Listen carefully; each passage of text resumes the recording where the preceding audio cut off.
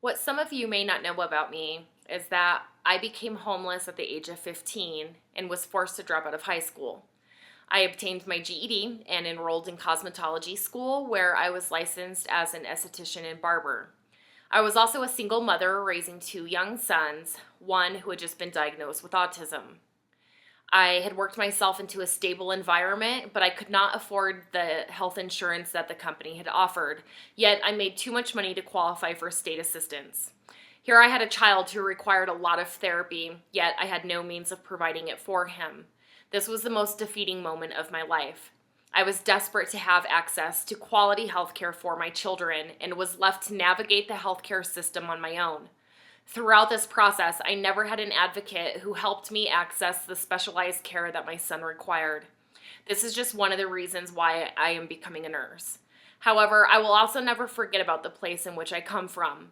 I have a primary interest in the underserved population with a sincere desire to increase health equity. Individuals who reside in underserved populations generally have more complex issues as a result of disparities or socioeconomic position. I am gaining an education based upon the cues and competencies and am learning what it truly means to provide patient-centered care with an emphasis on transcultural nursing. I represent the underserved population. I represent the homeless, the single mothers, and children with special needs. I represent the community of people who feel stuck with the decision of neglecting their own health out of fear of being turned away or faced with mounds of medical debt. I represent the woman who doesn't seek preventative care because of no means of getting to a clinic. I represent the man who is afraid of his diagnosis and expense, so he lives in pain and self-medicates. I represent every individual who battles with any form of mental illness or addiction, but is completely unaware that help even exists. I want to represent as an advocate for all of these individuals who are facing any form of crisis and need quality health care and support. I have empathy for a vulnerable population in a manner that very few professional nurses could have, based on my life experience. I believe that with my background, I am uniquely positioned to care for the underserved population.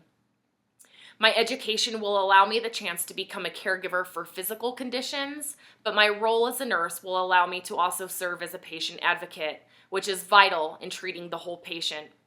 I believe that providing individuals with education in preventing disease in a non-judgmental and clear format will improve a patient's long-term health.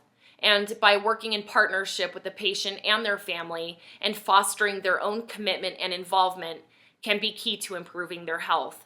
This includes strengthening the whole family unit with good sources of nutrition, education, and empowerment.